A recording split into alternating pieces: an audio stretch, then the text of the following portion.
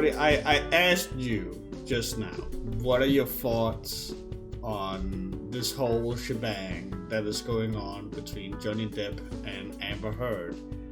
And much to my surprise, you said that you had no idea what's going on. Yeah, so like, I heard, like the basis thing I've heard was like there's like the whole trial thing going on between the two.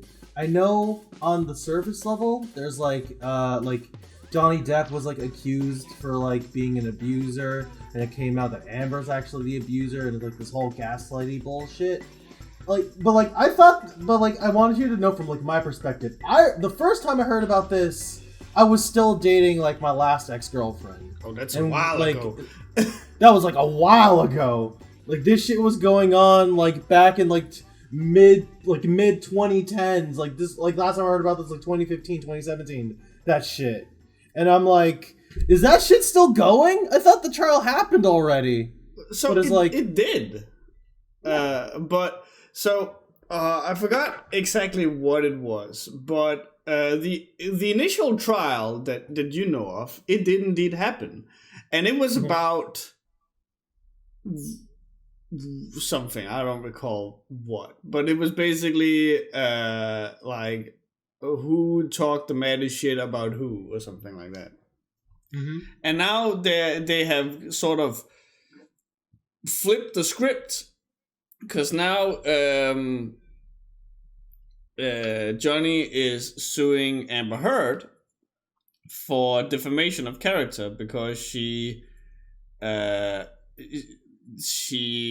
had a fucking thing in a newspaper or something where she was talking about like, oh, the struggles of being an abuse victim and yada yada yada, and she didn't bring up Johnny Depp by name in that thing, but it was very clear to everyone with half a brain who she was referring to, as this came in the wake of that massive, huge, world-known scandal lawsuit.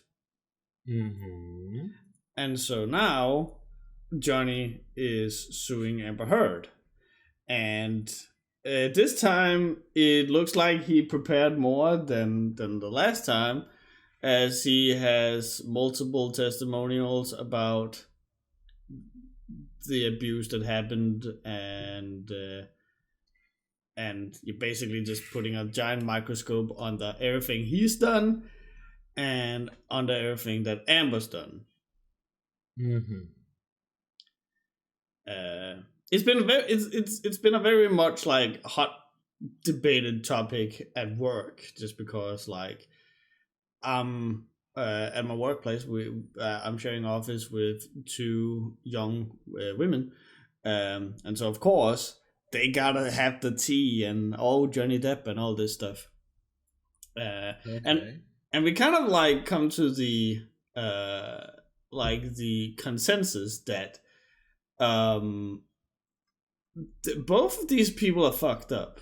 I'm of the opinion that I believe that Johnny, maybe I don't think he was necessarily violently abusive to Amber, but I definitely believe that he was his drug abuse and alcoholism and all that stuff came out in bad ways that ended up harming Amber. But I do not think that Amber is any better, and in fact, I'm of the belief that she was probably worse. Especially considering that during the former trial, an audio recording came out in which she said, and hold on, I'm actually gonna find the exact quote, because I was actually looking at it before we started the podcast. And it's one of those that really fucking make my blood boil. Tell the world, Johnny. Tell them, Johnny Depp, I, a man, I'm a victim too of domestic violence, and see how many people believe or side with you. She said that verbatim. That's a whole. No, actually, now you're bringing this up. I remember reading that in like the fucking Wild West out of context, and I'm like, wow, that's some okay, pop off. See where that gets you. And I'm like, I didn't know that was like that came out of the Amber Hearst thing. I'm like, oh, and geez. it's extra bad because Amber was like constantly toting this whole like, oh, I'm a survivor of domestic abuse. Hashtag me too. Yada yada yada. And it's like, again, I'm not saying that she wasn't abused or anything. I'm of the opinion that both of these people have mistreated each other, but I do believe that Amber mistreated it worse. But the fact of the matter is that she's been like hiding behind this whole Me Too thing, like, oh, I'm so innocent. Oh, men are scum. We need to believe all women. And then she's fucking doing this shit. Like, there's an audio recording of her saying this verbatim, and people are still, I don't know, it could be anything. I mean, like, okay, to play like devil's advocate, there's always going to be the people who will say like, oh, you can take anything out of context and it'll make you sound bad. But I'm trying to figure out what kind of context could that have been taken out where that doesn't sound horrible? Were they doing a fucking stage play at home or some shit? Like, are you quoting somebody else? Look, Johnny, now I'm Hitler. Now I'm Hitler, Johnny. We're doing our kinky Hitler roleplay. Christ almighty. It was a Discord shit post. Yeah. Just like, what the fuck did you say to me? I'll have you know I was retired to Navy SEALs. I'm just God fucking damn it. I'm trying to find like the post in the Wild West just because like I want to know as much about this as possible because I don't know how the fuck I was able to avoid it. How the fuck I just haven't heard about this at all? Because I mean, like, I think it's clear to say that like fucking they're like Hollywood celebrities are fucking insane in general. Like, full stop. When shit like this comes out, there's always two sides to every story, but it's more like instead of like exonerating one and condemning the other, it's just proving everyone involved is fucked up in some sort of way. It's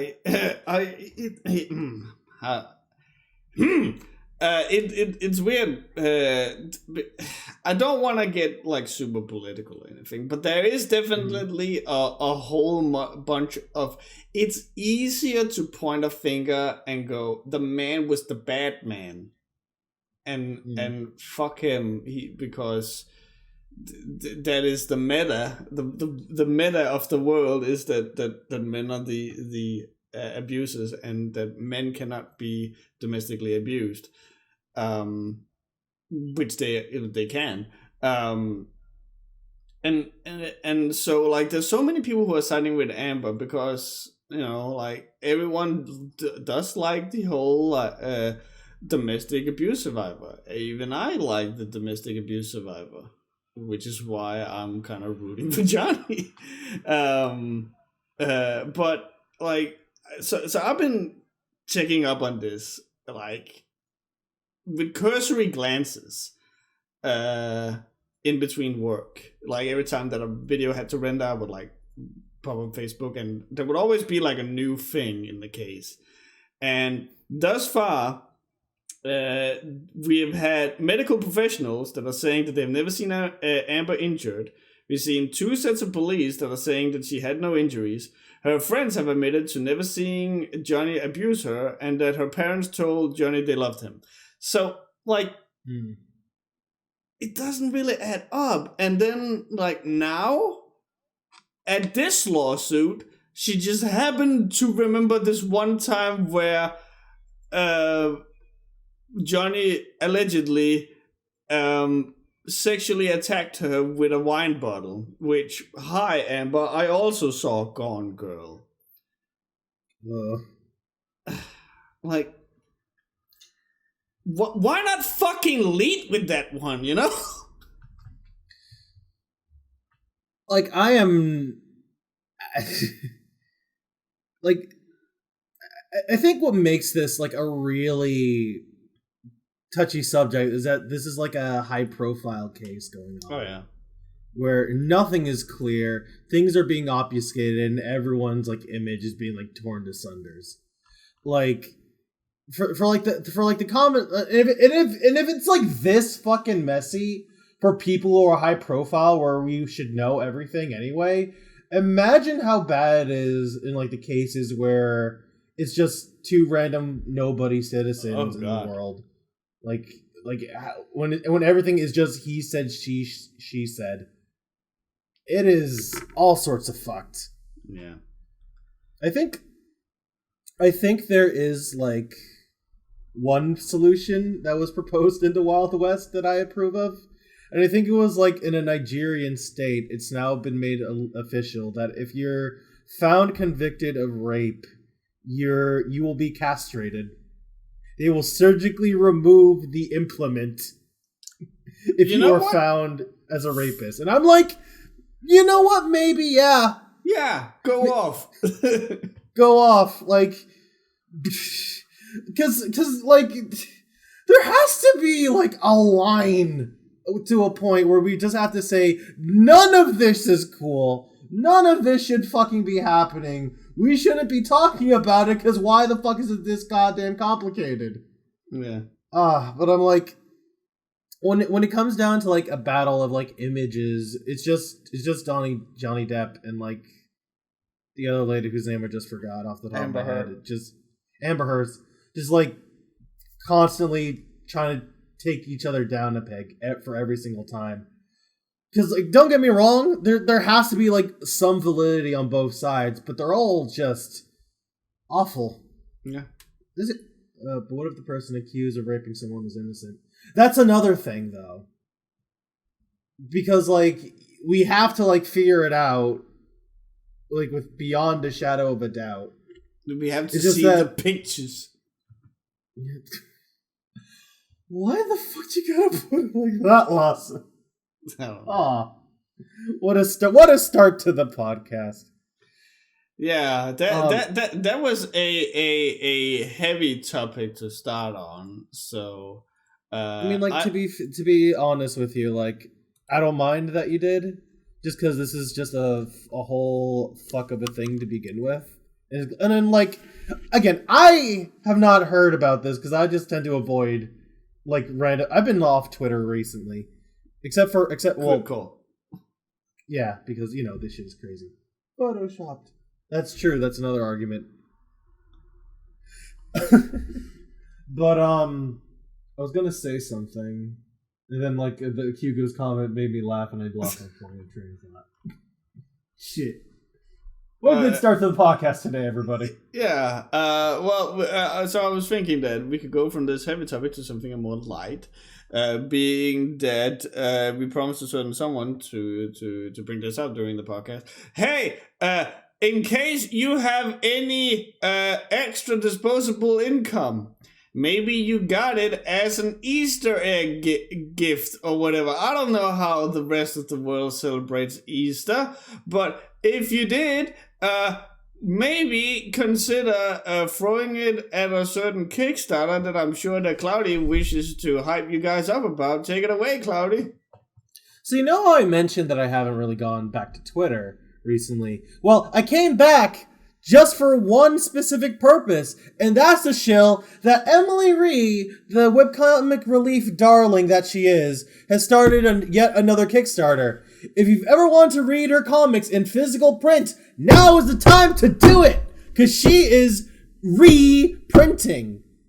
Get it? Because it's a reprint. Her last name is Ree, and she's reprinting all the comics. It's a fucking pun. Anyway, link will be in the description. Oh yeah. Sorry, go ahead. I hope in the future she leans more into the whole Ree thing. I mean, I'm not going to speak on Emily's behalf. It's better if she explains, like, the whole Ree thing herself when she comes on this podcast one day, hopefully. But I'm glad she is leaning into it because it's fucking hilarious. But yes, like on the real, she's doing a reprint of all of her comic collections. So that includes like the first couple volumes of Anarchy Dreamers, her Marshmallow Horns like side comic series. If you like stickers or standees, she's definitely looking into getting those done now. Fucking, you know me, I already paid for the highest tier because I am not losing out on these collectibles until she reconsiders. Already did back when it just came out in the first minute. So did I! Like, actually the first minute. So you want to tell me that you pledged only $230 and you got signed copies of Anarchy Dreamers Volume 1, Anarchy Dreamers Volume 2, Anarchy Dreamers Volume 2.5, Marshmallow Horns Volume 1 and 2, Pandemic sketch signed by the artist, a bookmark, an animal pin, sketchbook scenes, comic scenes, and all free of the Anarchy Dreamers standees? Yes! All of that for the low price of $230. But that's just the maximum pledge. Really, on average, each piece costs like $30 a piece for like the big books, or like smaller if you want to get the individual art books that she's offering. And I'm signed. just saying. And signed. Everything's signed, depending on how high you go. Or if you just want to read PDFs, you can do that too. I'm just saying. But Emily doesn't do the big merch often, but when she does, girl goes ham. So please, for the love of God, link in the description. I'll be sure to link it in the comments because I just do that. So yeah, everybody, go support Emily. She is loved. It's in the fucking chat right now. God bless. I mean, surely. Like, all of that, and like you get stuff signed and all that, surely that must mean that you first get it sometime 2023, right? Actually, well, potentially, yeah. You can't, trust me, you can never predict. It's because it says September 2022 on the Kickstarter. Well, I have to be responsible because it even said in the risks and challenges that that she can't predict there are paper shortages in the United States. But we're doing everything we can to get it by then. Better oversell than undersell. No, we have to be responsible. But legit though, I will say, Emily works hard for every single fucking Kickstarter she puts out. Like on the first day, she hit 50%. So it's out of a 5K goal, and that's still fucking great. So legit, bottom of my heart. If you've ever wanted to support an indie artist, she is the one you need to back. That is my highest endorsement I can fucking give. And I will also say that it's just been heartwarming to see the Webcast Relief community. Like, she dropped that fucking Kickstarter, and within 10 minutes or something, you already had 5 people going, oh yeah, I backed it, showing pictures and all that stuff. And that makes me really happy. The Webcast Relief has always been about promoting artists in any shape or form, as well as, highlight the good ones and shine a spotlight on the bad ones for a different reason. Yeah. So it's nice to see that the fruits of the labor are showing. So that good on you people. It makes me proud to see. Honestly, being candid here, it's a rough thing to see. Just basically when the world fell apart a couple of years ago, and I know it was especially hard for Emily just because of everything she had to go through between having to halt her comics because her job made her be a first responder of all fucking things. She was actually driving vaccines in and out of New York City despite being a fucking not being a nurse but still doing all this nurse bullshit and being right in the middle of the heart of this shit. So putting herself at risk. Now imagine having to go through that and like having no time for comics and being under so much. That's actually like a whole reason why the whole pandemic Emmy sketch, Emily, because there's another fucking pun with her name. Parentheses Emmy parentheses C. Exactly. Pandemic Emmy. Fucking name puns, bro. I live for it. But like you take all that and you take like the amount of effort in her work she always puts in normally, and to see her go back to form, it like makes me really fucking happy, bro. Yeah. So for everyone who supported her and everyone who will support her, like from the bottom of my heart, thank you. Damn straight. Damn fucking straight. So yeah, I'll definitely be like shilling this at every opportunity I can. But yes, please. So I guess that we can look forward to hearing you plug it every podcast until when does the Kickstarter end? May 19th. May 19th. So Thursday, May 19th. So until Wednesday, May 18th, if we have a podcast that day, you're going to hear me be obnoxious. So look forward to that. Hey. I'm seeing that Kickstarter has given it the pin like project we love. So even Kickstarter is like hey, this is the good shit. Like trust me, she fucking deserves it. Like listen, when Emily drops a Kickstarter, you know the shit's gonna be good, because whenever she gets fully backed, she always delivers. And if something happens, like the fucking print app, like if the printers aren't getting back to you, she will let you know fucking immediately. Like out of a lot of Kickstarters that have been passed back to days, she is like legit responsible. She has not let us down before. Lasse, where'd you go? My fucking softbox was like flickering. I think one of the lights are dying. Oh no. Awful. Sorry, I just had to check that out. That's fine. God bless. The Kickstarter at the moment has 28 days to go, 37 backers, and has made $3,414. So that is a stance as of this moment right now in time. If you guys want to make that higher, and like push her to 3,500, you can right now. Link in the chat, link in the description, link in the comments, link in Zelda. I don't know. And if you do end up backing it, you can tag either me or Cloudy. Our handles are down here, and we will show you some love as well. Yeah. That made me feel good. From low to high. Let's go on that roller coaster, my friend.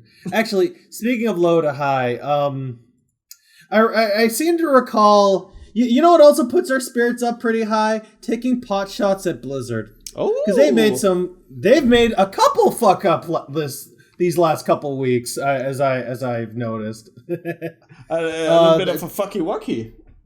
A bit of a fucky wucky. I'll say the one I'm thinking of. You can say the one that you revealed last night in Wild West. Okay, go on.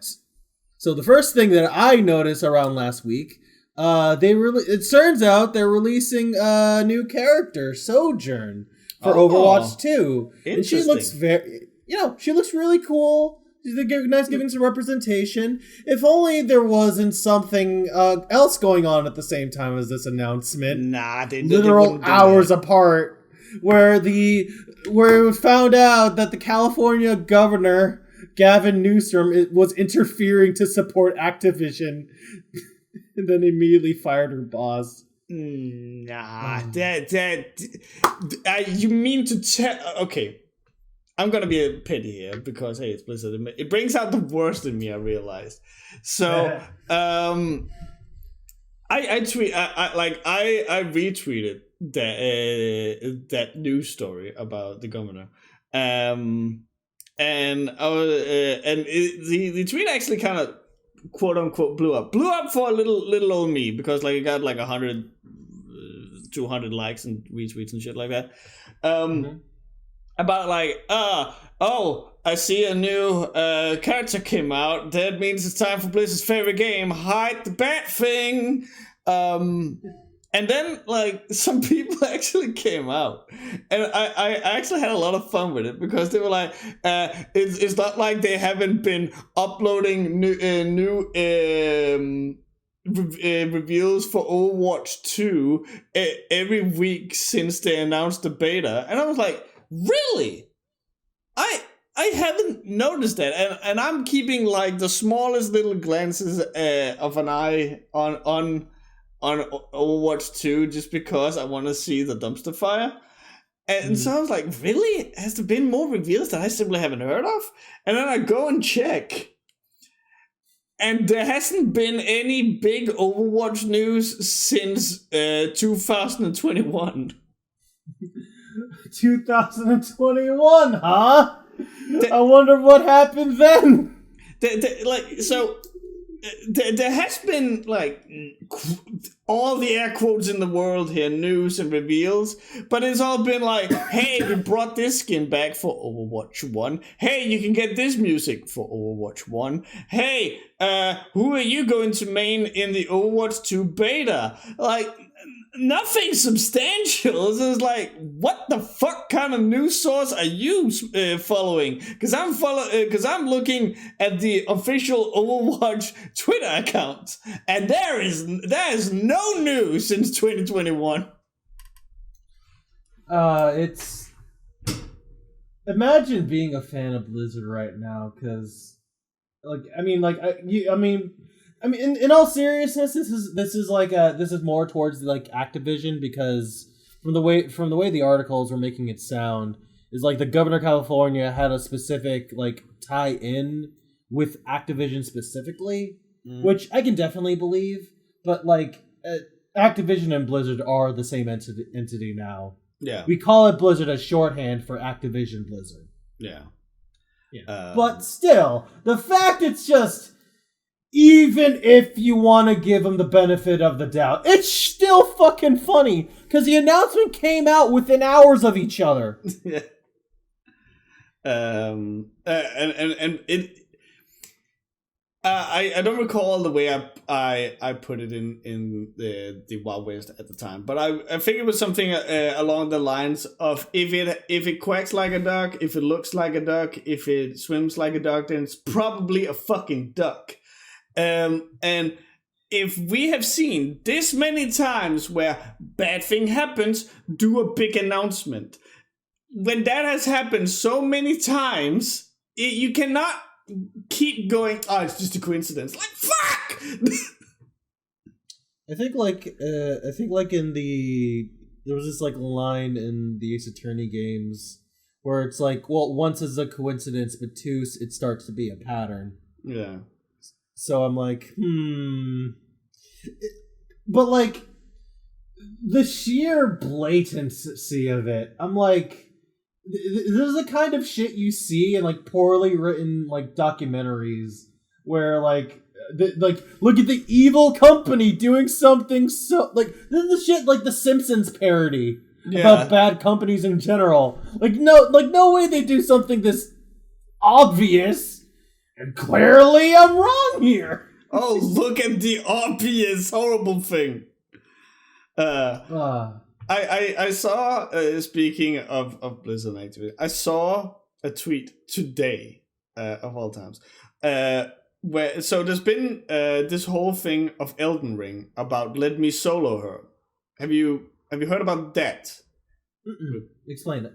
Okay, so there is a dude that has gotten fucking internet infamy, well, fame, because people are loving him, and it's a dude who's called Let Me Solo Her, and it's a dude in Elden Ring who you can summon for co-op play against a certain boss, of one of the hardest bosses in that game, and she is a run killer for a lot of people, just because she has a very unique move. Mm-hmm. And so this dude has died to her over 100 times, and then he just finally like figured out her pattern, and so now he's just kicking her ass all the time. So his avatar is a naked man with 2 katanas and a pot on his head, and he's called Let Me Solo Her. And everyone has fallen in love with this dude just because it is the most soulsy dude you've ever fucking seen. Like there's fan art, fan comics, fan dubs, and like people are going nuts for this dude.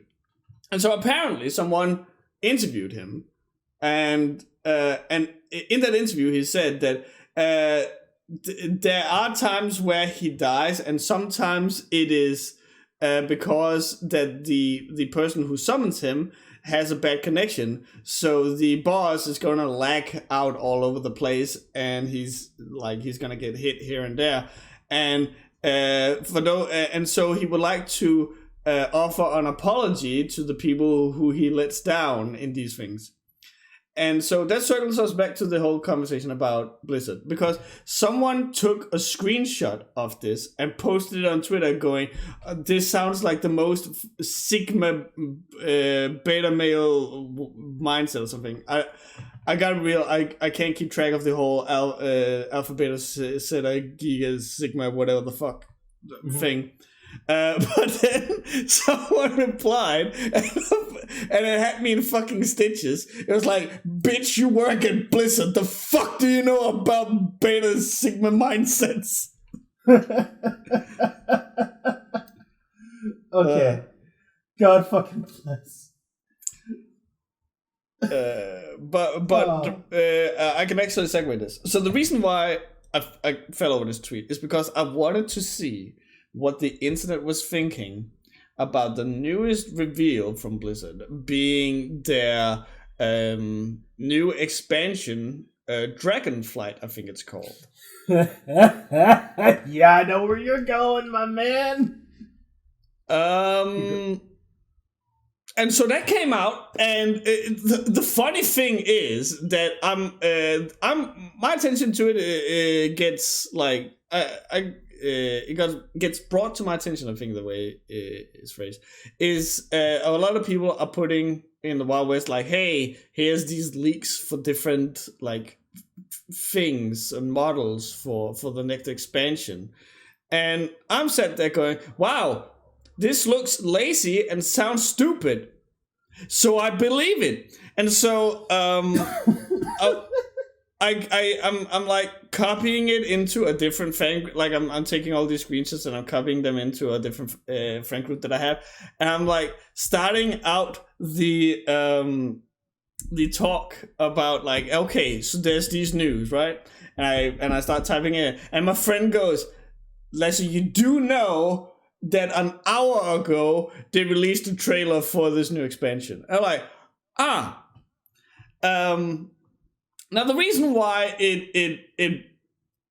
why I had something to say about the game is because there's a new class or race in the game, which are dragon people, which you know, like, to their credit, dragons have been a part of the World of Warcraft lore since the get-go, and it does seem like, oh, this is gonna focus on the whole like time warming bullshit thing that the dragons have always been able to do. So, you know, thumbs up. It seems consistent. I don't know how that fits into literally everything else that is going on in the story, but. Yeah, kudos for that. Now the problem is that the models look like fucking garbage.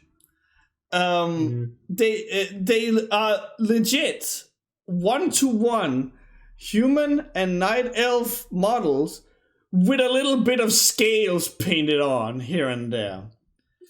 Of course. And so apparently they're able to transform from a humanoid form to a more dragon scaly form, and there was this perfect picture of one of these dragons, a blue dragon, compared next to that furry dragon thing that was like that made that video that was called "In Defense of Pedophilia."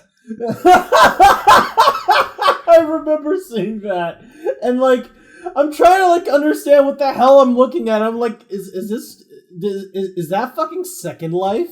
Is this somebody's like sex persona they're like touting around? And then you guys were talking about, no, this is World of Warcraft, and I fucking died.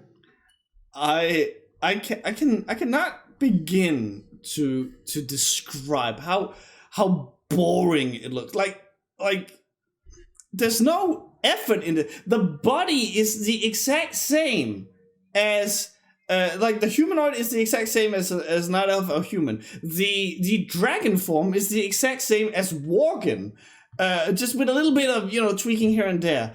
And it's so fucking lazy. The trailer in itself had that typical like Blizzard flair. Like if there's one thing you can never take away from Blizzard is that they can make some really visually interesting like CG trailers. They base boost the fuck out of them, and their conveyance of them are fucking trash. There was one moment in this new trailer where it was like, oh, this actually looks really well shot. Like the presentation is on point. Then it unfortunately came out that they were ripping off 1-to-1 a shot from a cinematic from Final Fantasy 14. So that's unfortunate. Is it unfortunate, or is it everything that I fucking expected? Because I've been told before that Blizzard, like World of Warcraft, is no shame to like plagiarizing and shit. But like after years of trying to compete with Final Fantasy 14 and try to like talk all this shit, it's like, oh wait, we need dragon people. What's a good shot with a dragon? Well, let's just take it from the game that's literally better than us. Yeah. And it's not the first time. But I remember on the podcast in an early episode, we talked about how they ripped off a specific stone from Final Fantasy 14. Like, and they are lazy. There's no other way around it. If you still like Warcraft or the lore, that's perfectly fine, but you cannot get around the fact that they're lazy and they're stealing from everywhere. Again, I brought it up before, Battle for Azeroth, a lot of those quests, at least for Alliance, are 1-to-1, just constantly references or straight up ripping off the plot of existing horror movies. And like the whole I get it reference, that cute little like spark of endorphins in your brain quickly wears off. And at this point I'm just like I went on a tirade yesterday after this, because like I said, every time there's something Blizzard, it always gets the worst out of me. And I ended up saying something that is an overreaction, and I will gladly retract it, which is just like, if you honest to God like World of Warcraft, you are one of the dumbest people who have ever graced this earth. That is not true. If you like it, then you like it, and you shouldn't like have to, like change it just because I don't like it or anything. If you like, I like some trash as well, but don't fucking say it's good, because it's not. Also, a funny thing, real quick. In the trailer, it's weird, because I could swear that they start out with saying the world is fucking sundered, which, if you play Final Fantasy 14, the word sundered is like a big word. And then shortly after, sorry, go on.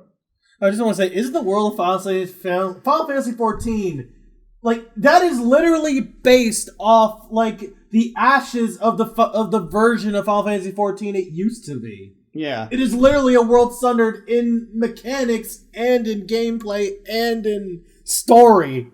That's fucking hype. And sundered means something more that I. We can have a Final Fantasy 14 spoiler cast at one point, but like it means more than just that. And then later in this World of Warcraft trailer, they then go, the world is healing.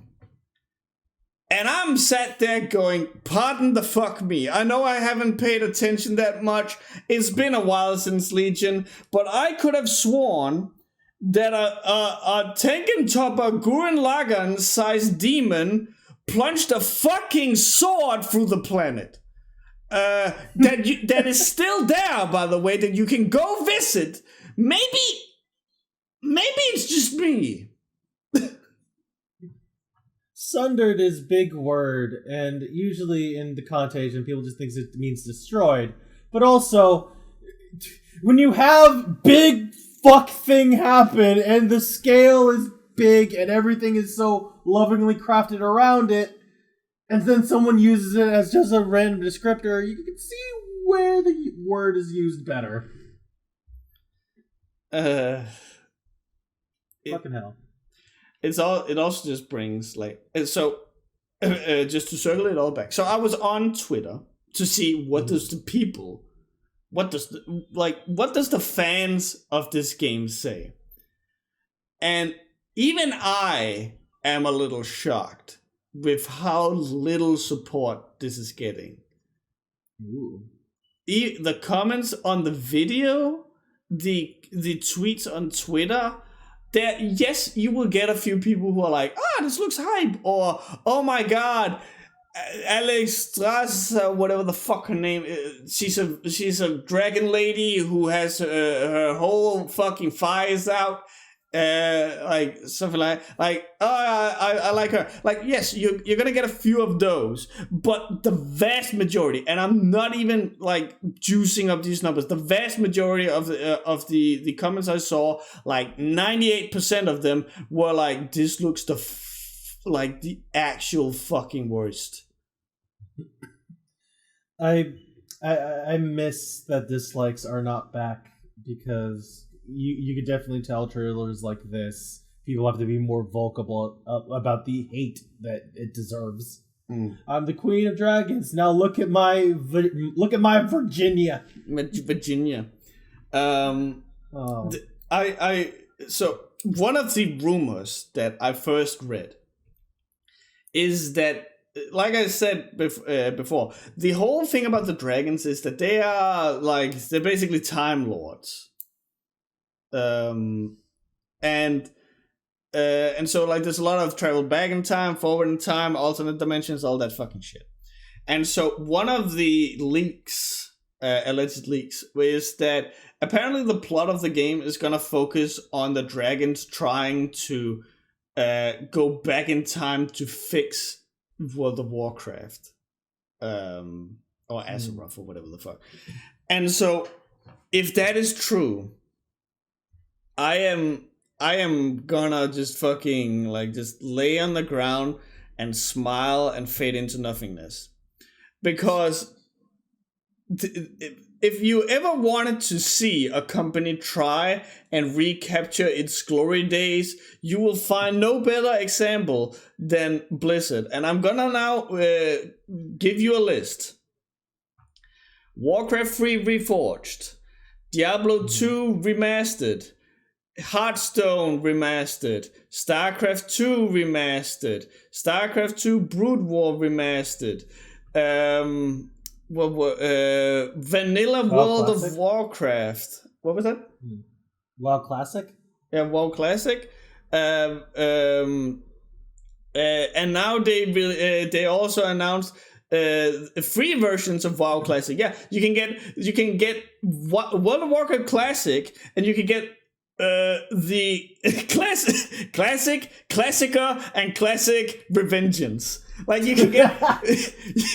can get WoW Classic, that as it was at the very, very beginning. You can get WoW Classic with the patches, and you can get WoW Classic where it keeps on, taking on the expansions as they came out.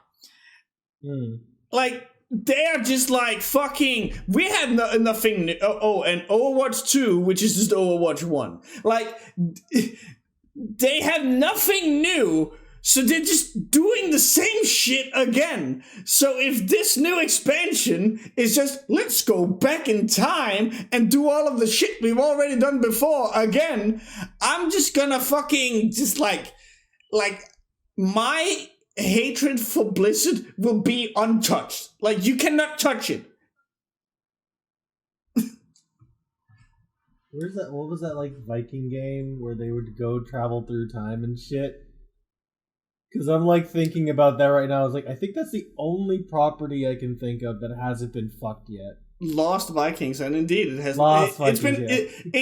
So it hasn't been fucked yet, but Blizzard has been in there and fondling the balls a little bit because they put them in Heroes of the Storm, which the less said about Heroes of the Storm, the better. Yeah.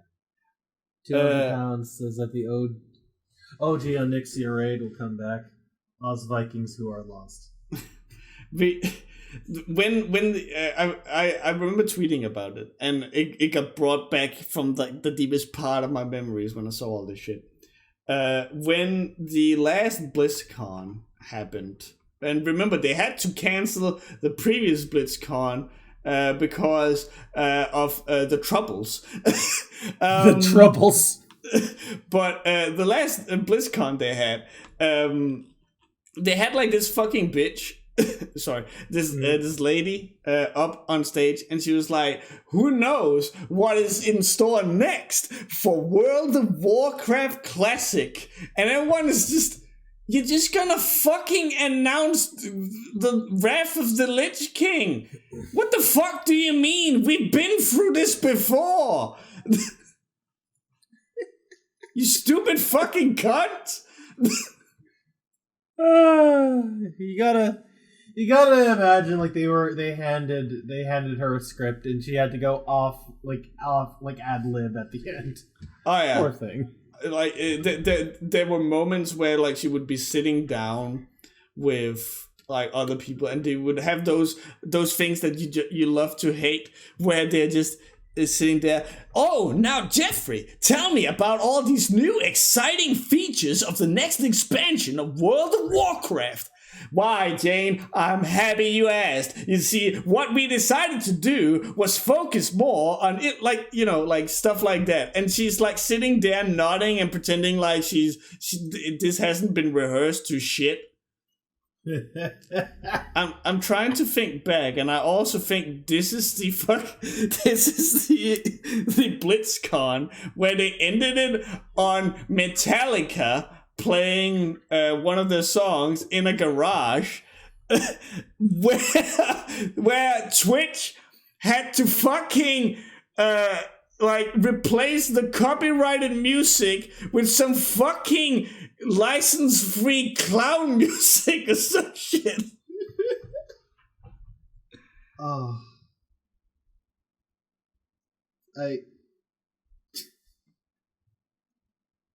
How are they still a thing?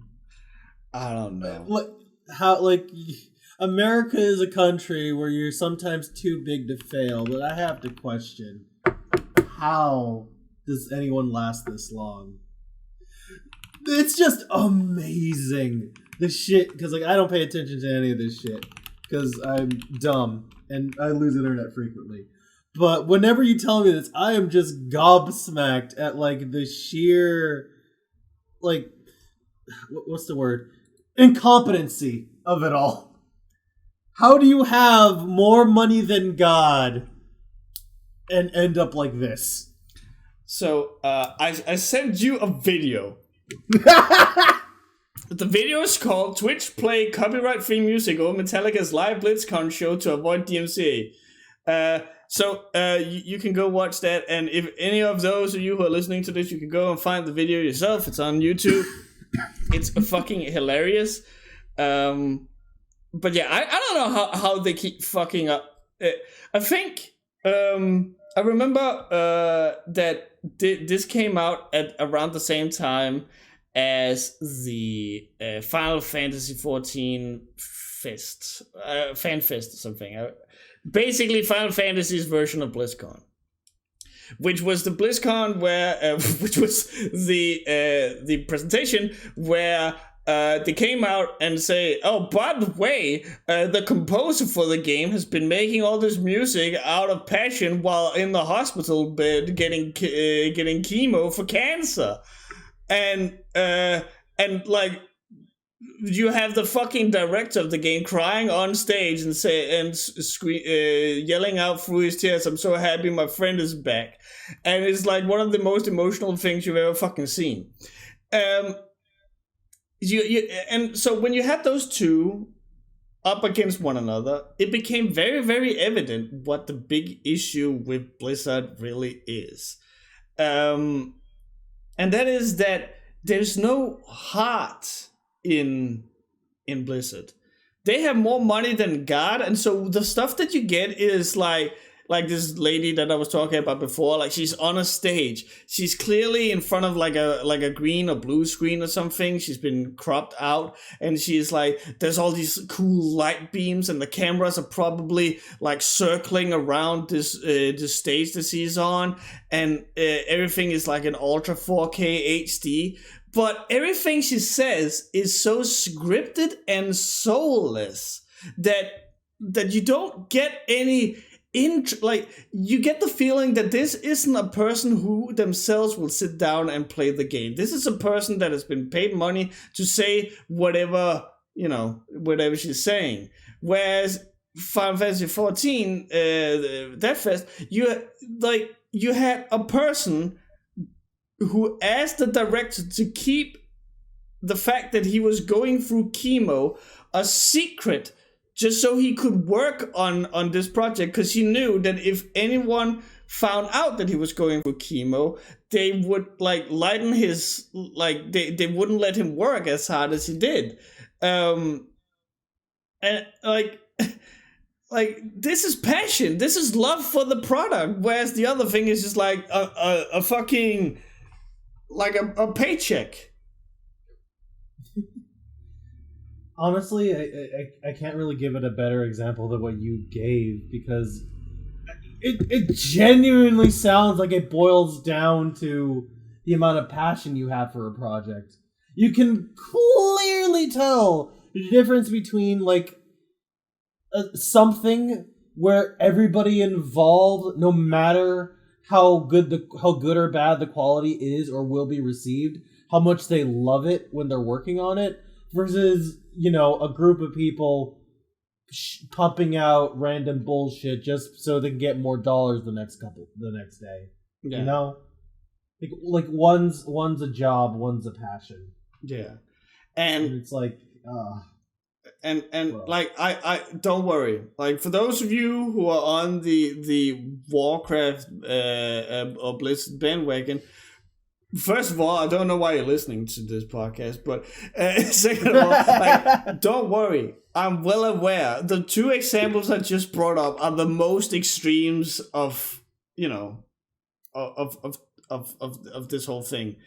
But again, you have Final Fantasy where, we have the band who makes the fucking music for the game, and they're making a live performance, and you're seeing the directors growling along to the more hard rock versions. And then Blizzard, it's like more money than God, no passion. So instead of playing you one of the famous tracks that we associate with any sort of Blizzard product, Warcraft, Starcraft, Diablo, Overwatch, anything like that, instead of having anyone playing any music like that, again, more money than God, let's hire Metallica to play Enter Sandman. The only reason why this has any association with Blizzard is because it's probably the music that you were listening to on Winamp when you were playing Warcraft, because the in-game music is so nothing. Oh, that's so fucking correct. But that also makes me laugh even harder, because they had the money to get Metallica, but they didn't get the rights to be allowed to play it, so Twitch had to stop it. I don't even know if that's necessarily what it was. Maybe they were just worried that Twitch was gonna ban them for giving them a copyright strike or something. Maybe they hadn't cleared it with Twitch yet. I don't know. It was still fucking hilarious. I love it. I love when shit like this just comes out. Oh my god. And yeah, I was peeking into the video and just like I had it at very low settings. Oh my god, the absolute fucking state, man. By the way, Cloudy, real quick, have you done something to your mic? It was a problem last time as well, but when I think your noise gate or something is on, because when you're not like speaking like clearly, like when you're mumbling or when you're a little low, then you don't register as much. Oh shit! Oh shit! Yeah, no. Okay. Thanks for pointing it out. I hate it. So Discord added this like feature a while ago called Crisp, and it sometimes turns on automatically whenever I turn on my computer, and I always forget to turn. I usually try to turn it off during podcasts because it doesn't pick up lower tones. Yeah. But yeah. Sorry about that. No, it's fine. It's fine. It was just like maybe it was just on my end or something, but I just noticed that what you were saying earlier was like I caught nothing of that. Okay. I mean, thankfully during the podcast that shouldn't be an issue because like I don't have Crisp on like Audacity. Yeah. But no, that's just a Discord thing, unfortunately. But yeah, all I was saying is like I'm really thankful because like I was watching the Twitch the Twitch thing where it got shut off, and I had just had it very low volume, and I'm just like. That shit's funny. That's just dumb as fucking hell. You have the money to get Metallica, but not the rights to play it. Yeah. Do you think it means anything that they announced the expansion here out of nowhere instead of at a big event like BlitzCon? Didn't they? I think they announced they weren't gonna do a BlitzCon this year. They weren't? Oh. I guess they're tired of being exposed on camera. Hold on, let me look it up. Because I think it has to do with Corona. BlizzCon 2022, which was planned for February in a digital format called BlizzCon Online, has been cancelled, according to an announcement Tuesday from Blizzard Entertainment. There's no date for a rescheduling, but the developers intend to reinvent BlizzCon during this time. So yeah, they cancel a digital event. Brilliant. For no reason. Oh well. Oh shucks. And well, at least maybe that's why they're just slapping it out of there. They need to hold all their releases in reserve for all the accusations that are going to be coming out soon. I think it's because they honestly don't have anything to show. I'm still like, when the idea was initially lifted that they announced Diablo 4 and Overwatch 2, which was when like the trouble started. I was like, that seems a little early. That seems a little like sketch. Like, you mean to tell me they can't, like, they created like this trailer and all that shit, like for this? But the more I've, maybe I should say, the less that I have seen of Overwatch and Diablo news, the more I'm inclined to actually believe it. We have not seen hide nor hair of Diablo. We've seen a little bit of Overwatch 2, but again, if you want to try and tell me that this is a new game, you're fucking delusional. It's as much a new game as FIFA 22 is to FIFA 21. It's just a fucking reskin with like the same players.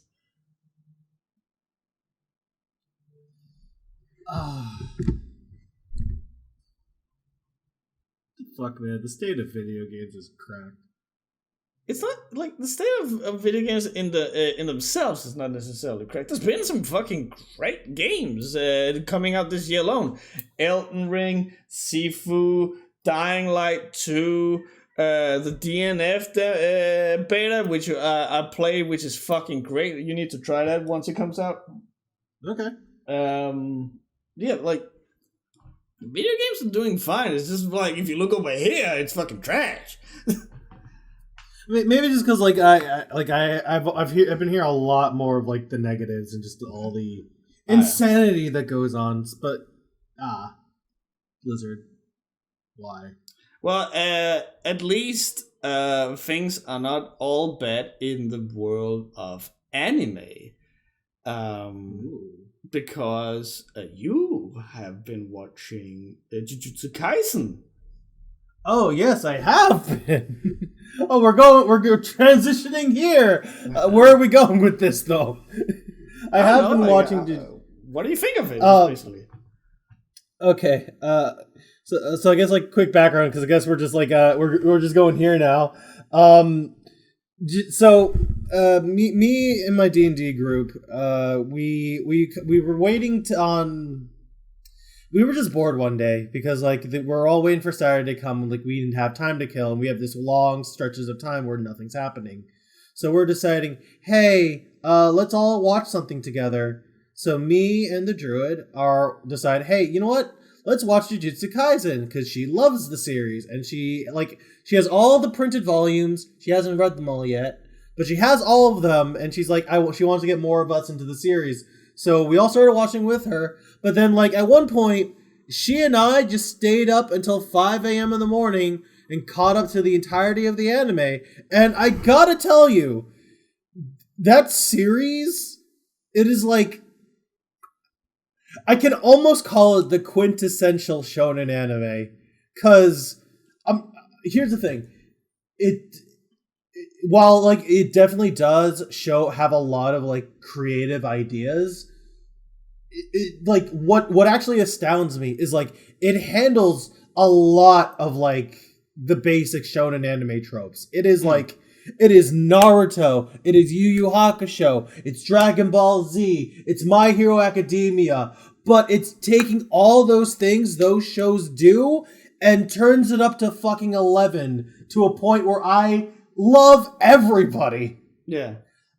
It's god, like I was like gushing about it earlier where there's like a lot of examples I can go. But the thing I always point out is like the group with the main three characters. You have Yuji, you have Megami, you have Nobara, and like they're basically Team 7 from Naruto. Yeah. But they are also literally everything I wanted out of Team 7 from Naruto, but never fucking got. Like, not only is Nobara, like, just Sakura but useful, she's Sakura but I love her. She's Sakura, useful, hot, girly, and with a hammer. And with a personality. Oh yeah. She's not just. It's funny. She announces like I think her first line to the guys is like, "Well, you better recognize me because I'm the girl of the group."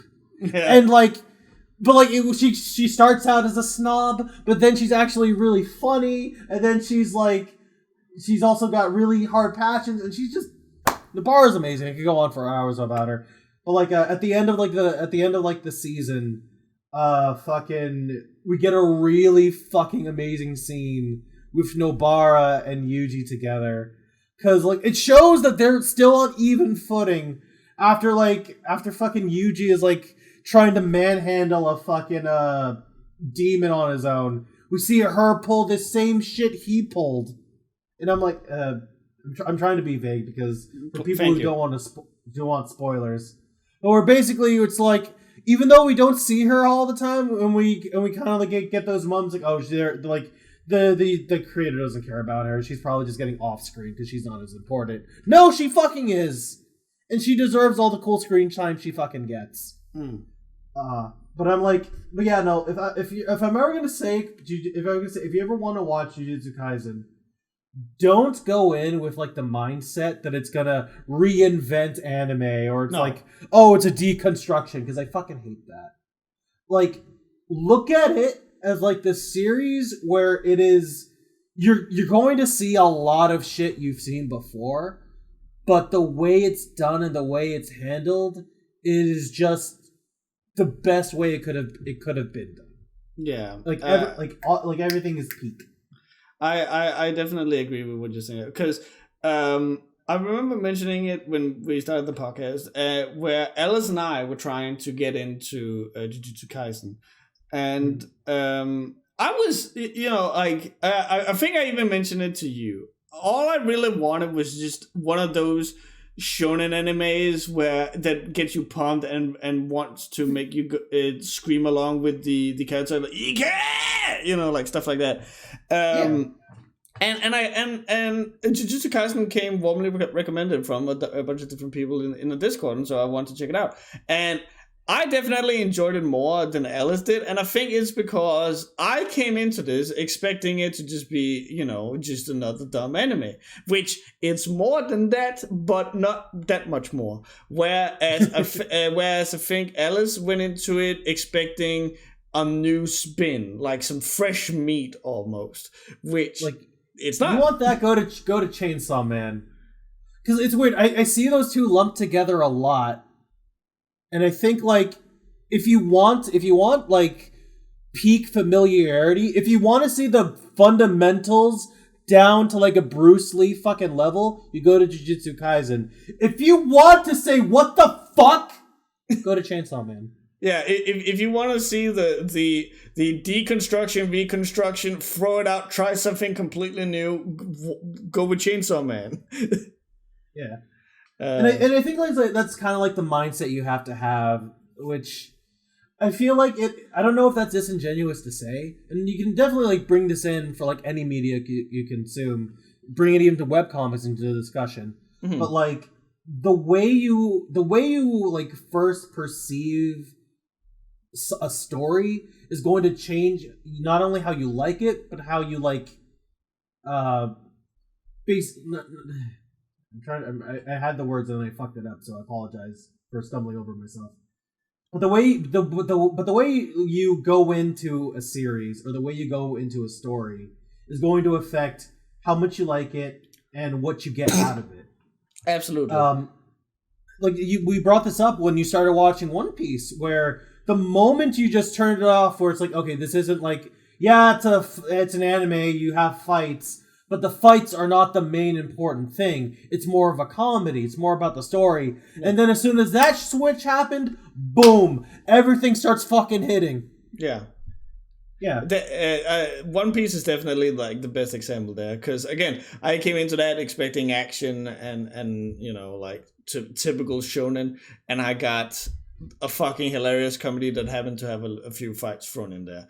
And the moment that you then change the mindset, it goes from to okay, I'm digging this, and I've been watching more of it. And you're right, that also does extend into webcomics. I definitely had some comics where I read them, and the first idea that I got of it kind of fucked me up on what it would then go on to become. I remember, you can't find the video now because apparently that is one of the few videos that has actually been copyright struck to the point where it got taken down. Gonna Crit Court.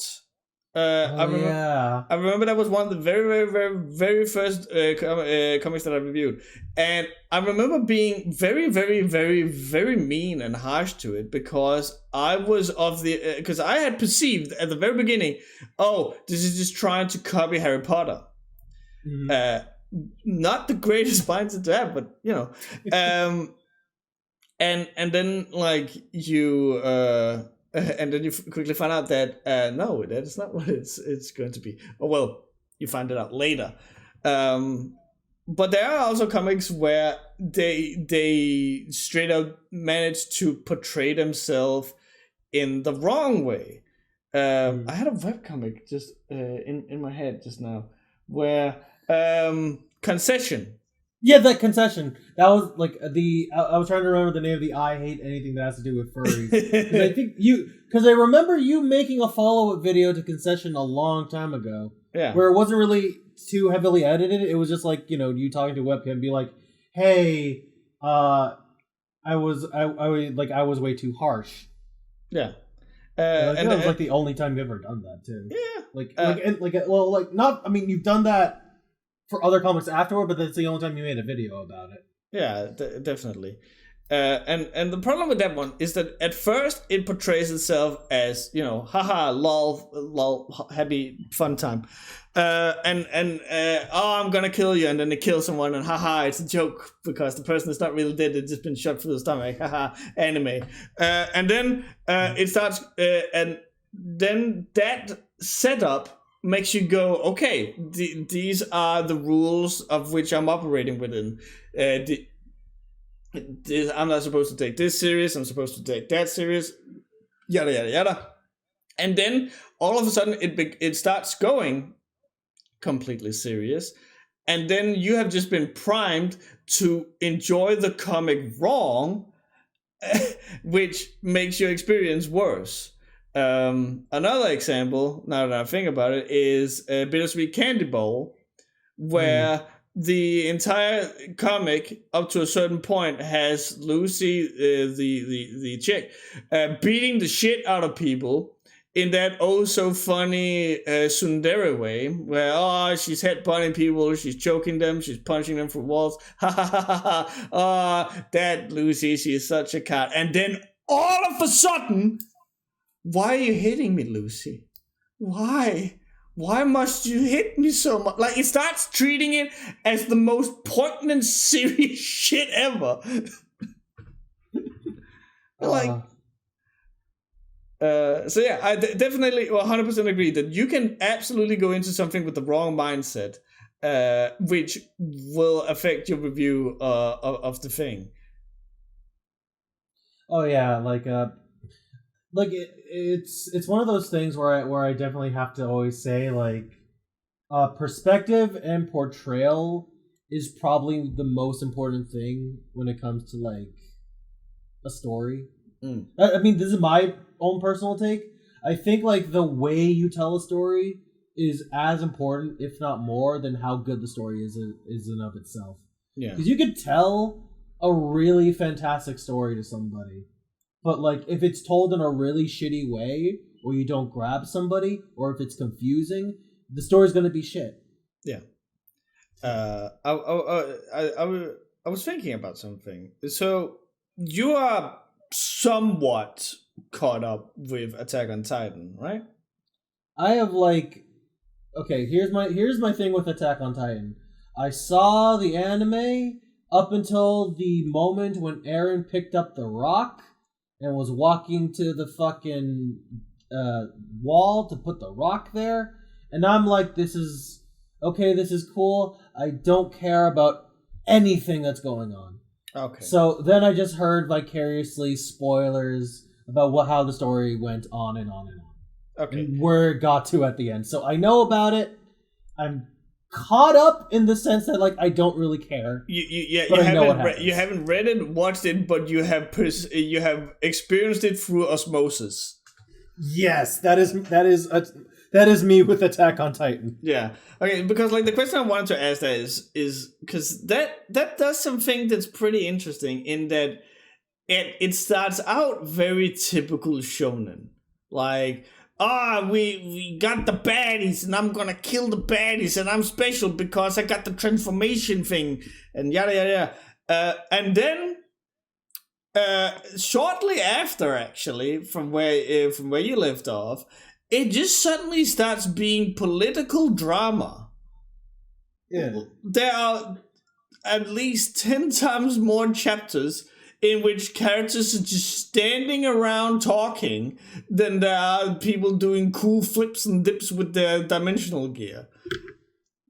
And it's like, because that one is interesting, because that's not what I initially got into Attack on Titan for, but I cannot sit here and deny that I'm not a little interested in where it's going with it. So it's interesting that it uses this as a springboard to, like, come here, and then once I'm in, it's like, okay, now you're gonna sit here and you're gonna listen to how the fucking political climate is with all these fucking Titans going around.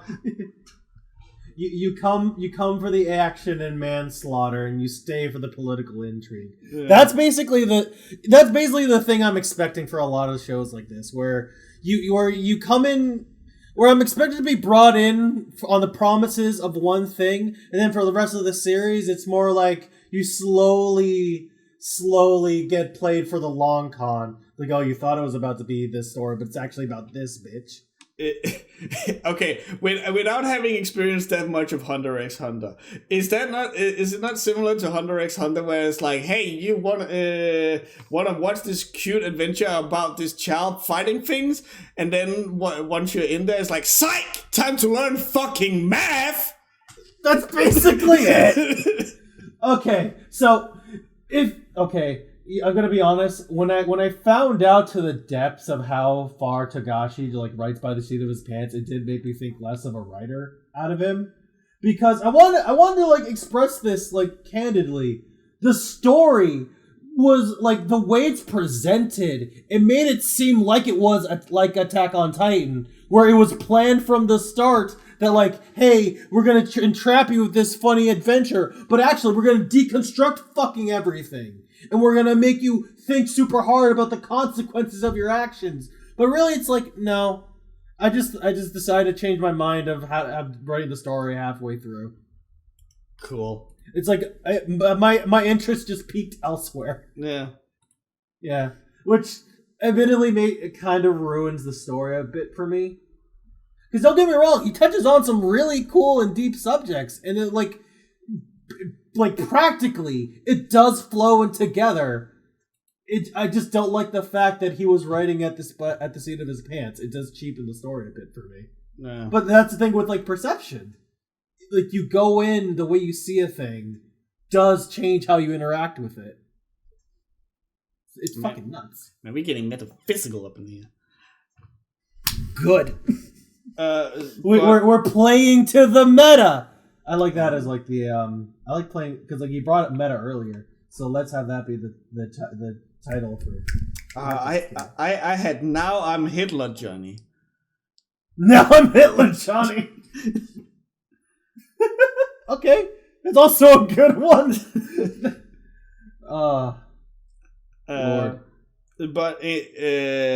But in case that someone wants to let us know about something that they have perceived, and then later found out that maybe I went into this with the wrong expectations, and then if they try to go back with the new expectations, they will probably have a better experience. Where could they send that story? Oh, glad you asked. You can send that story to webcastrelief@gmail.com. So, Lasse, if the audience over here want to tell us how they helped support Emily's Kickstarter, they can first they can go to the link in the description to Emily Ree's Kickstarter for the reprints. Of course. But if you want to just tell us that they donated, where can they tell us? Well, for one, they can tag us on Twitter using the handles that are on screen right now, or they can send us a mail at webcastrelief@gmail.com. Okie dokie. Oh, okay. Might read it out, something like this. Okay, so I'm gonna apologize first and foremost because this is the first question that's directed specifically to me, because this is somebody asking something very specific. All right. This is from Vathiel, and he says, "Hey Cloudy, how are you dealing with the magical GPS STDs you got in the campaign? Did you finally break free, or is the cow still after you?" So, little explanation. He's asking about Corey. Oh. You remember? Yeah. You remember Corey? You remember how Mora stowed onto the ship? Yeah. So, we kind of expanded about that whole concept in the main campaign. So, before, we kind of just stopped doing it, altogether, the idea that I talked with Luke was that Corey was going to be infected with wild magic for bumping the uglies with Mora. Mm-hmm. That Mora, yes. So Corey basically was running away from her so he wouldn't have to pay alimony. Funny shit like that. Corey ended up playing a major role in the campaign that we're currently in right now. Yada yada yada. Basically kicked off the plot for what the entire campaign is, nearly dooming it, but also saving it in a fucked up way.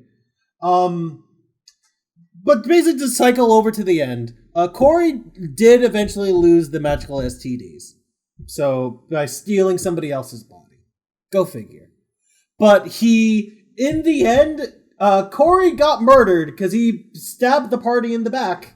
Because he ended off, he tried murdering my main character, who was the cleric, by, hanging him and tossing him off a building. That did not work, and that did not make anybody very happy. So, he got, destroyed in a horribly cathartic way. But instead of being sent to hell, because he's a tiefling, he's a devil, he would have just gone... That basically is just sending him home, banishing him. And instead of, corrupting his soul and, banishing him to the big bad evil guy, because that's also not a good thing, because that means we'll have to see him again. What ended up happening is that we take Corey's soul, and we put it inside of a ring, and he's trapped in it, and then we found Mora, who is waiting in, the Feywild with all the fairies and shit on her own little Lost Linda's farm. And they handed him off to her and be like, hey, here's the guy you were trying to chase for alimony. He's yours now. That is mean. That is cruel. But it's more like, you know what? If hell's not good enough for you, we'll give you your own personal hell. So yeah, so basically, if I have to explain to it, Corey's just Digit now. Ew. I know. D&D's amazing, you guys. And the DM never read the comic, and she wasn't explaining to me how she was going to do it. Bless you. Thank you. But the fact that he's basically a ghost inside of a piece of jewelry, it only made me... I only came to the connection that, oh god, Corey's just Digit. Awful. You also got some cool art done, I saw. Oh god, yeah. After this answer, I'm more optimistic starting my own D&D campaign. Oh yeah, so I don't know if you want to put it up on screen, but I did put it in the art share recently. And usually what I try to do every time we're nearing the end of an arc is I try to get a big group piece of the party in that moment in time of what they look like all together. And this time I really wanted to go ham because I wanted to find somebody who could Sorry, I'm just I trying to catch my breath. I'm speaking too much. But I tried to find somebody who could basically make anime art for us. If you were gonna slap this onto a 90s JRPG, I want that. And I found somebody who could do it, and they went ham, and I love it. You want the splash page where a voiceover can go Full Metal Alchemist. Yes, I want basically. Yeah, I wanted the group shot. Where the okay, there we are. Hang on, I have the. I'm gonna send you the link. Either that or that Gurren Lagann jingle. Oh yeah, definitely, yeah. I'm gonna bring this up real quick. Yeah, but this is where all of our characters look like right now, which is funny because after I finally got this done, we had the last session of this arc. And now all the characters are getting redesigned again with new clothes and shit. But still, I like it. I love this snapshot, and I love we're all I think at the moment we're all level 14. So we started off at level 1, and we're gonna try to make it all the way to level 20. We've been going at this for a year and a half. So it's fantastic. Do you have an artist that you wish to shout out who has made this work? Oh yes, I do. Let me get their names because I want to say it correctly. Because gotta give props where it's due. Yeah, because like I forgot the watermark. The watermark was in the sketch. It's not on the main page. But Doma Somi, that's DOUMASOMI on DeviantArt.com made this amazing piece for my party, and from like they got all the details right. He even like redrew the like the tile name for our party and the crest. And just, he got everyone's personalities fucking fantastic. It looks really good. So mad kudos to what was that name? Doma Somi. Doma He's Somi. in I think he's either in the Philippines or in like Indonesia. What's with the fucking Filipinian artists and just being like fucking built different? They fucking go ham. They just like put all their traits into one fucking stat and just max it out. Yeah, I love it. Also, a fun thing about that party, which I find it hilarious. Like, I'm the only human in that party. You've got like a half elf, an eladrin, a fairy, a tiefling with wings, a cat girl, and then there's me, the boring old human. Which I feel like a lot of people would be like, oh, would not like that because I'm playing a white guy. But first off, he's Finnish because I just wanted to play a Finnish guy because my DM is Finnish and we thought it was cool. Oh, what? Danish not good enough for you?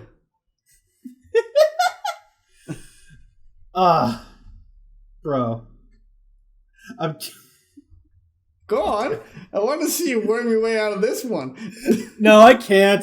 I really can't. The only reason I'm playing a Finnish guy is because what the fuck happened to D&D? You can make the thing with D&D. You can make your own D&D. You don't like the setting you're in. You just make your own. If you want to play human, you should be able to play human. Yeah.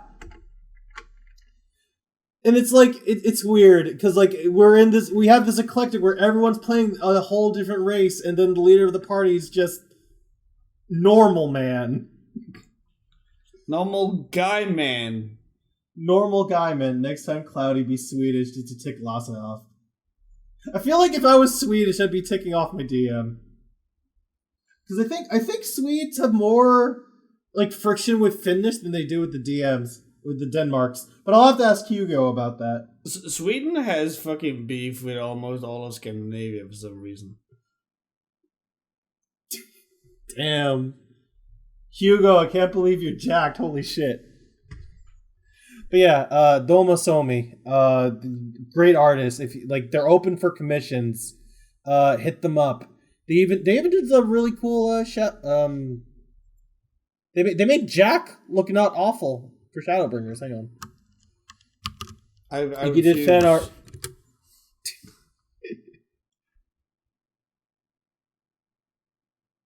Well, there's a link to the DeviantArt.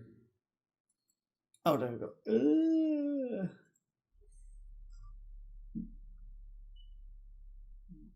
This is this is just Shadowbringers. What the fuck? Oh, it is? Oh, Shadowbringers. Sorry, I had fucking I mixed up Shadowbringers with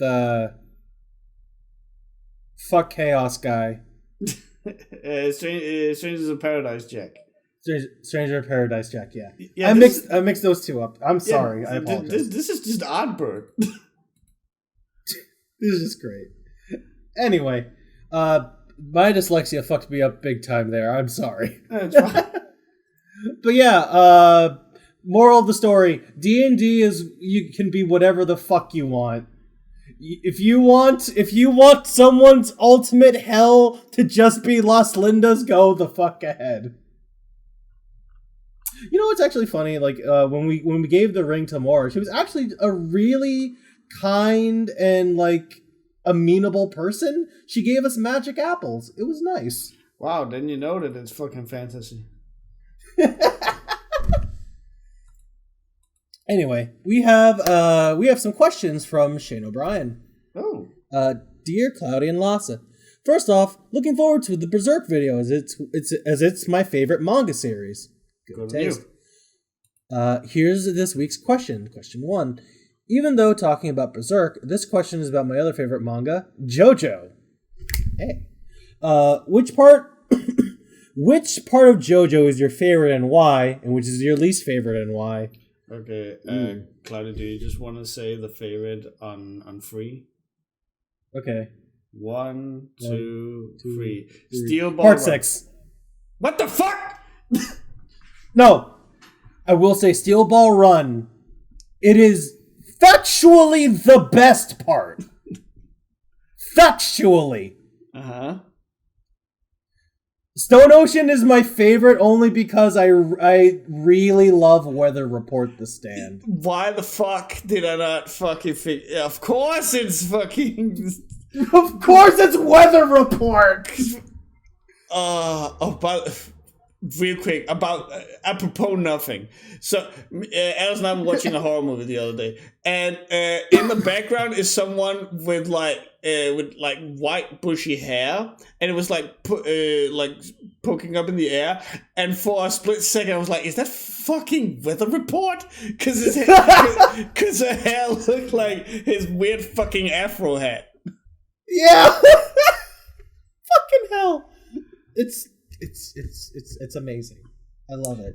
Like I said, part 7 is fantastic. Like, read it.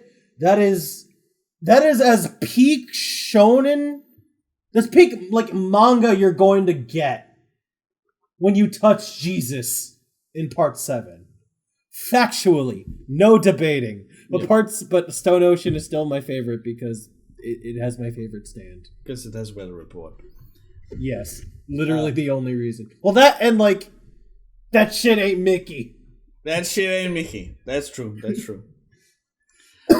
As for the worst, I think it's actually okay. We'll say this one at the same time. Let's see if we got it. All right, 3, 1, 2, 2, 1.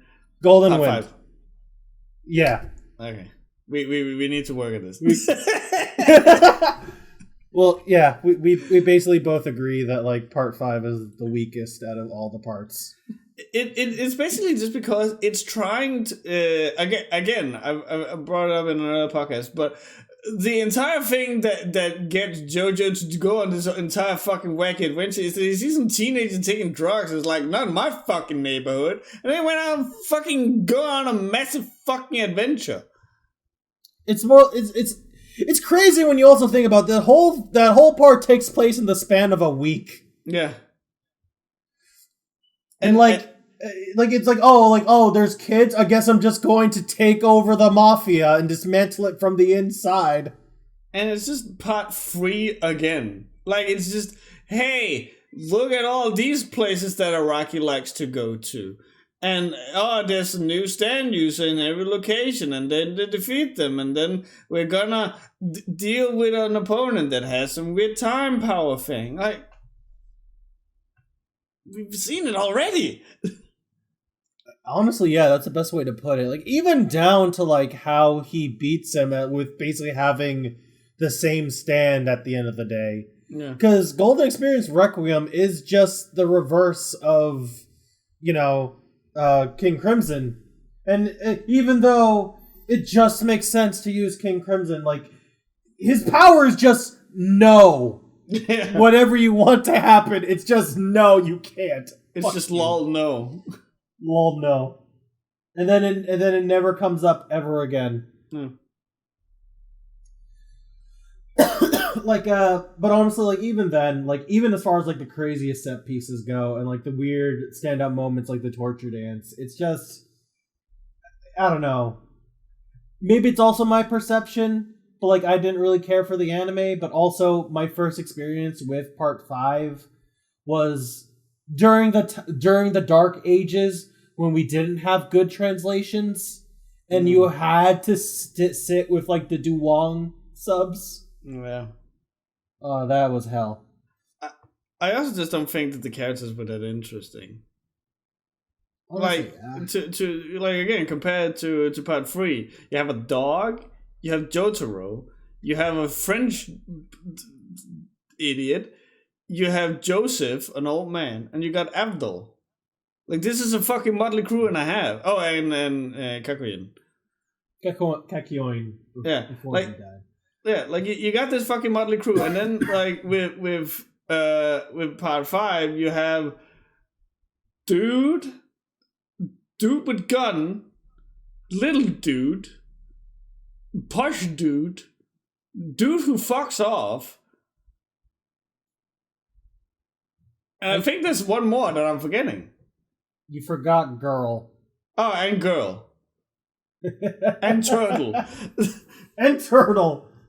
And Polnareff is in there. Yeah. Spoiler.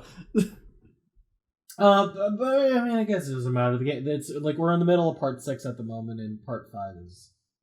But again, like it's not. It's like as far as like bad manga goes, it's like it still like trounces anything that's actually bad quality. Oh yeah.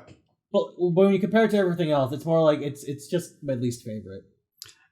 Real quick about JoJo. I want you to give me a number. How many millions of time do you think that the part 6 intro on YouTube has been watched? Just by me, at least like 200. Oh, you mean in general? In millions. I want to say 7. 14. Double. Fuck me. Jesus. It's one of the most watched anime intros ever. Already. Already. That's impressive. That is honest to God. Also, the song is just, hey, guess fucking what? The song is a fucking banger. Like, who would have... JoJo has not fucking missed since it fucking started. Every single song it's played has been a fucking bop. Dude, so I was in the shower the other day, and I've taken to listen to Spotify best of the 80s. Walk Like an Egyptian came on. I was like, wait a minute. I remember this song. This song is fucking legendary. Where do I remember it from? Oh, that's fucking right. It's the credit song for part 3. I love it too because it's not even a new fucking song. It's a song from the fucking 80s. Yeah, and like, hey, Savage Garden. You remember how Savage Garden was fucking saying? Yeah, part 4. Man, like, you know, for a show that's full of music references, they get that shit on fucking point. Yeah, they never fucking miss. Okay. So yeah, those are our answers. I like part 6 for very superficial reasons, but we both agree part 7 is peak. Mm-hmm. And we also felt like part 5 was like the weakest. Real quick, before we move on to the next question, you said that part 6 has that shit ain't Mickey, but that I will raise you. Part 7 has hey retard, fall off your horse and die. Horse. You know, you're right about that one. You got me there. Hey, Jonathan, tell him to fuck off. No, tell him you yourself. Hey, fuck off! Fall off your horse. It's specifically, hey retard, fall off your horse and die. It's like it escalates to 10 immediately. They're the best. I think I read in like that one like how to write manga book by Araki that he actually intended for Gyro to be the main character over Jonathan himself. Oh, yeah. And you can tell in that kind of interaction. Yeah. That the only reason he's not like the JoJo is because he's Gyro. And I wouldn't want him to be anyone else. How much you want to bet that there are people at David Productions who are just sitting there tapping their foot, waiting because they have 1,000,000,002 ideas for how to do the intro for part 7? Oh, there's like people like just itching, like tapping their pen on the desk, just saying pizza mozzarella, pizza mozzarella. Like, while like just seething and waiting. It's like, come Come on. We need to get there now. Listen, if you wanted to start a religion over how good the JoJo's music is, you could do that. Yep.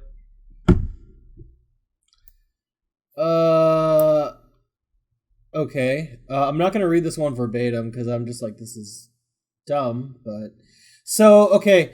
Second question. He chooses violence, and basically the question is, you and I are both kidnapped by Chris Chan for no particular reason. How and what are we going to do to get out of this pickle? And he says, choose your words wisely, but he mentions the word pickle and Chris Chan in the same sentence, and I'm like, you're trying to kill us. Maybe that was intentional. I don't know.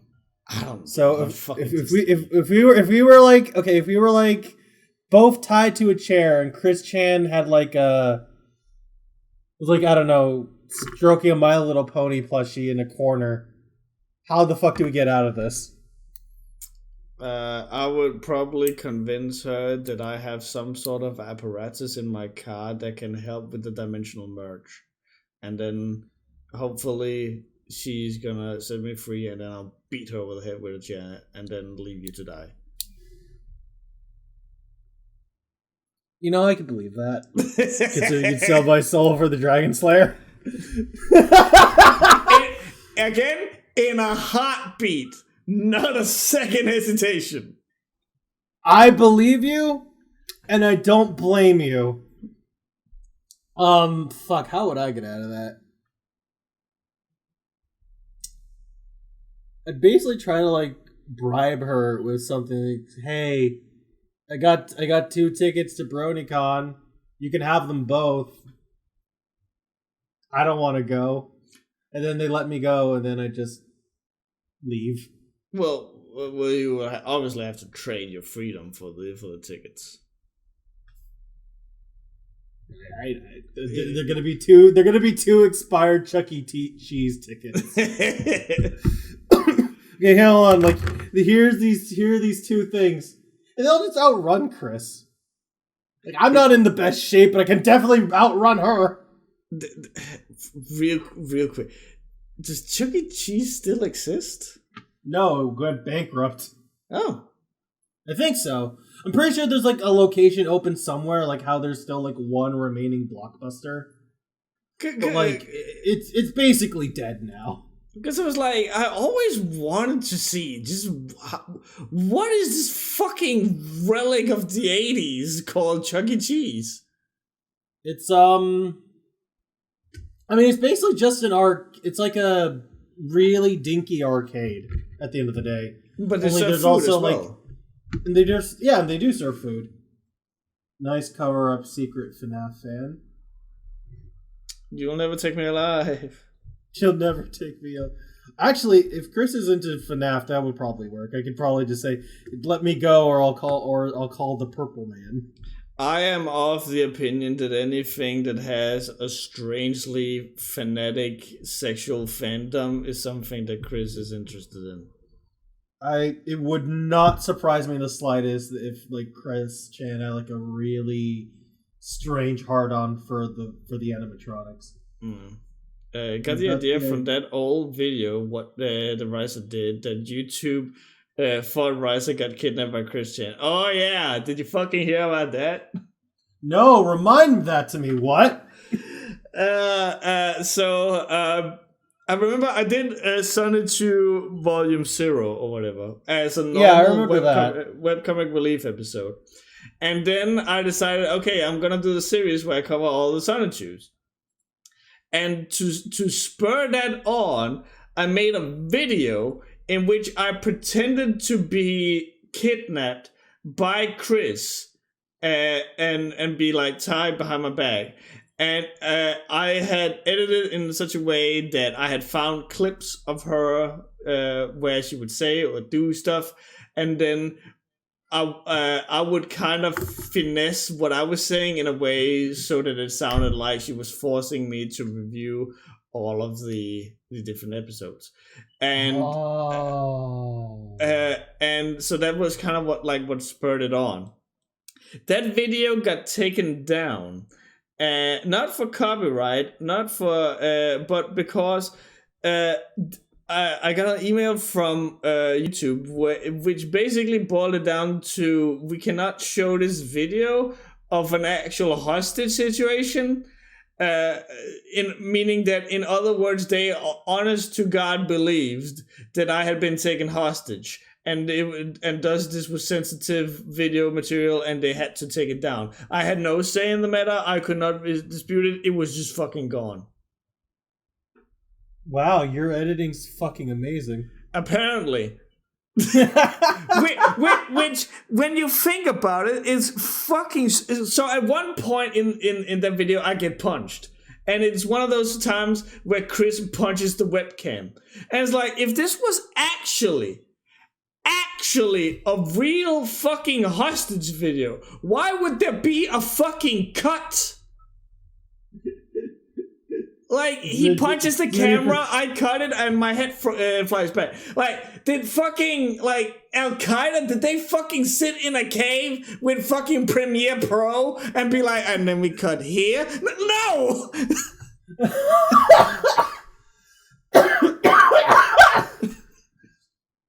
Amazingly awful, I love it. So is Chris Chan into the Webcast Relief? Unfortunately, no. No. I think like we had confirmation that like they did not actually make an amiibo of Riser, and that made me sad. Yeah, I think that this is a reference to any community that is explicitly fanatically sexual. But yeah, no, we found out that the amiibo that she made was of her brother, who is also a reviewer with a sixpence. Go figure. Go figure. So yeah, I go with bribery, and you just actually no, yeah, bribery would probably be the best way to do it. You bring up the merge, I bring up BronyCon, and then whoever can outrun her the fastest wins. I fancy my chances. I jog every summer. No, you definitely outrun me. I am in poor shape. I'm trying to do better, but my knees are a bit fucked. I'm going to a physician next week, and hopefully get that done. I've had a membership for the local gym since January, but I haven't used it because then the whole work situation started, and I just simply, every time that you start a new job or something, there's a whole like turnover in your daily routine, and so I kind of had to figure out a way to get that in there, and it just never happened. And then last week I get a fucking email going, oh yeah, by the way, the gym's going bankrupt, and in my head I'm cheering because that means I get out of my gym membership without actually canceling my gym membership. So I don't have to feel bad about it. Actually, that's hilarious. Like, the same shit happened to me like at the beginning of last year in 2021 because I signed up for this boxing gym and I was going to like pay for it. But then like I find out when I go in to show up for the first day, the entire place is empty because apparently the gym went bankrupt towards the end of December that year, 2020. Amazing. So I'm like, I was gonna start my Hajime no Ippo journey before I actually started Hajime no Ippo, and I'm like, God damn it. Well, now you got all the more reason to get into boxing.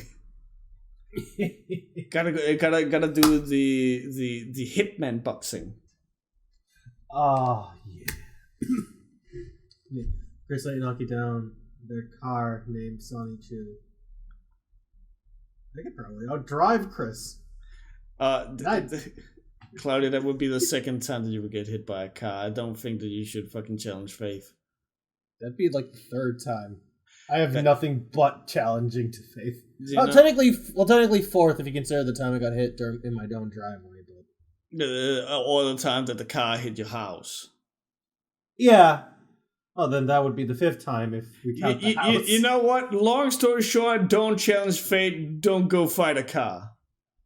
I mean, if you're considering, I'm like 4 for 4 right now. The odds are looking pretty good. Like the Cloudy counters car in the meta.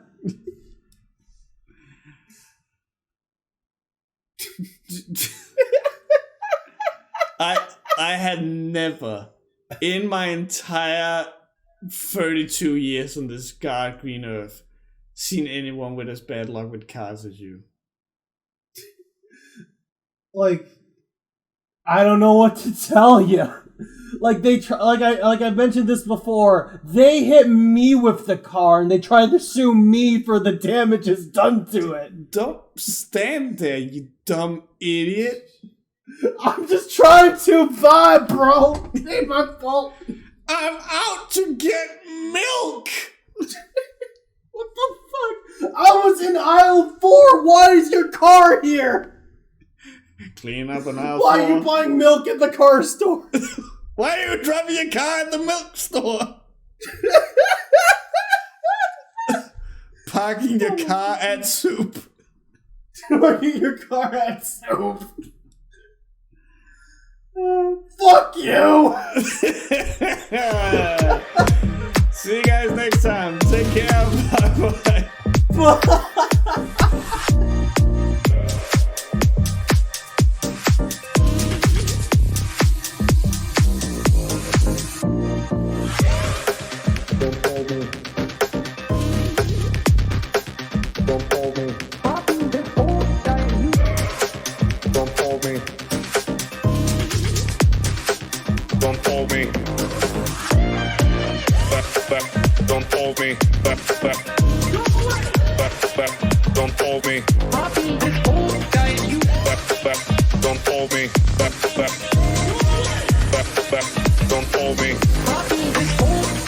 Don't think that you can pull that with me.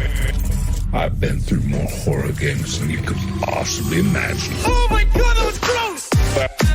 Don't fold me. You look awful! I, who, you? Oh good. Don't fold me. What am I doing? What were you just watching?